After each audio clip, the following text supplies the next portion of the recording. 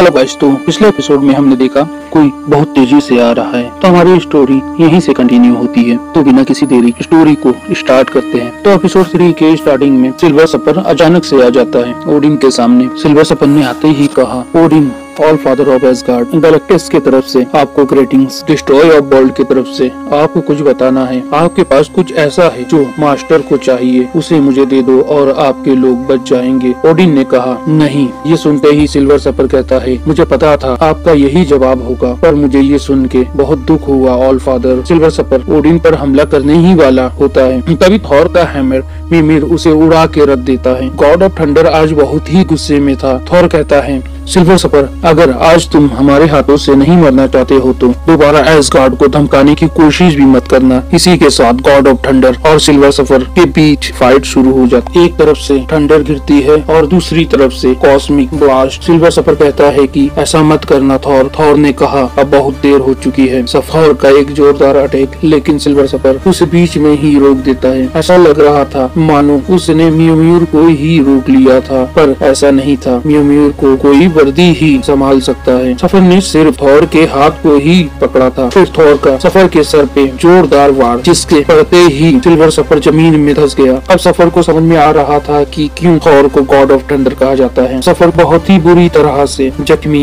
हो चुका था, पर थॉर उसके सर से भी खून बहने लगा। ये बैटल और भी बुरी हो रही थी। सफर जो अभी तक लड़ने से मना कर रहा था, वो भी कहता है, ठीक है थॉर, अगर तुम यही चाहते हो तो यही सही। और इनने दोनों को रोकने की कोशिश की, लेकिन अब मामला हाथ से निकल चुका था। थॉर ने कहा, अब बहुत देर हो चुकी है सफर। तो सफर कहता है, तुमने सही कहा, तुम्हारे लिए अब ये देर ही है। बोर्ड, तभी अचानक से बोर्ड आया और टक्कर खाकर दीवार पर जा गिरा। एक तरफ सिल्वर सफर का कॉस्मिक बोर्ड और दूसरी तरफ थॉर का हैमर, थॉर का थंडर हैमर। म्यूमिर दोनों ही गॉडली पीपल थे। दोनों का ही बार किसी का भी बुरा हाल कर दे। सफर के बोर्ड के टक्कर ने थॉर को और भी गुस्सा दिला दिया। थॉर ने कहा, सफर, मेरे दिन वैसे भी बहुत बुरे चल रहे हैं, अब तो सारा गुस्सा तुम पे निकलेगा। ओडिन ने कहा, नहीं थॉर, तुम इसे मार नहीं सकते, ये एक मैसेंजर है। ये सुनते ही सफर कहता है, तुम एसगार्डियन, मेरा कुछ नहीं बिगाड़ पाओगे। तुम्हारा ये हैमर टूट जाएगा। तुम लोग खुद को गॉड कहते हो, तुमने अभी तक देखा ही क्या है। और थॉर, तुम तो आज खत्म। तभी ओडिन ने कहा, बस तुम दोनों बस करो। ये सुनते ही सिल्वर सफर एकदम शांत हो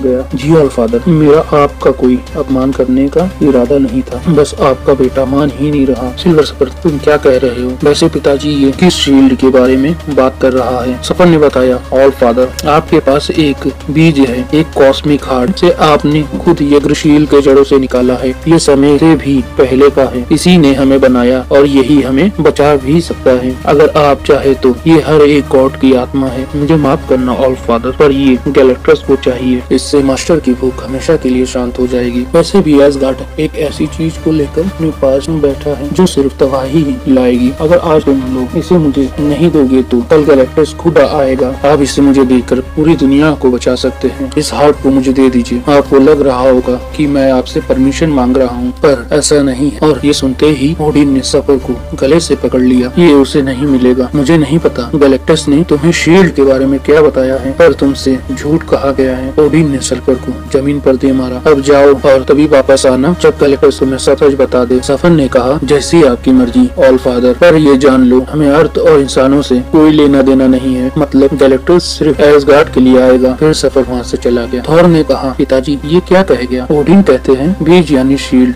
जिसे तुम वर्ल्ड ट्री के नीचे से लाए थे, ये इसके बारे में बात कर रहा है। जब सब खत्म हो जाएगा और यूनिवर्स मिलेंगे, तब वो बीज ही अगले यूनिवर्स को जन्म देगा। फिर सब कुछ नया होगा और गैलेक्टस भी। गैलेक्टिक्स को पता है कि एक दिन इस यूनिवर्स के साथ वो भी खत्म हो जाएगा, और ये सब रोकने के लिए उसे शील्ड चाहिए। अगर शील्ड नहीं रहेगा तो यूनिवर्स भी नहीं मिल पाएंगे और गैलेक्टस भी नहीं मरेगा। गैलेक्टस पूरी तरह अमर बनना चाहता है। गैलेक्टस एक गॉड बनना चाहता है। दूसरी तरफ वोल्टेक, थॉर का मोटू सा दोस्त, इसे अभी भी कोई अंदाजा नहीं था कि एसगार्ड पर हो क्या रहा है, तो मजे से कुछ खाने के लिए वॉक्सटन की तरफ जा रहा था। और उधर वॉक्सटन के लोगों ने फैसला कर लिया था कि कोई भी एसगार्ड का वॉक्सटन में नहीं आ सकता।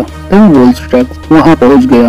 वो रेस्टोरेंट में जाने ही लगा था, तभी टाउन के लोगों ने उसे रोक लिया। वो कहता है, हे छोटे इंसानों, अगर तुम लोग साइड हट जाओ, मुझे अंदर जाना है। चर्च के फादरी ने कहा, मिस्टर वॉल्स्टैग, मैं एक गॉडली मैन हूँ और मुझे आपको कुछ बताना है। वॉल्स्टैग कंफ्यूज होकर बोलता है, देखो छोटे गड्ढू, मैं गॉड और गॉडली मैन दोनों को जानता हूँ। मर के वापस आना हमारे लिए कोई बड़ी बात नहीं है, इसलिए अगर तुम थोड़ा साइड हट जाओ तो मैं अंदर चला जाऊँ। वो लोग काफी सीरियस थे। फादर कहता है, सर हमारे पास आपके लिए मैसेज है। तभी रेस्टोरेंट का ओनर कहता है, वॉल्स्टैग, ये लोग चाहते हैं कि तुम यहाँ से चले जाओ। वॉल्स्टैग कहता है, क्या चला जाऊँ?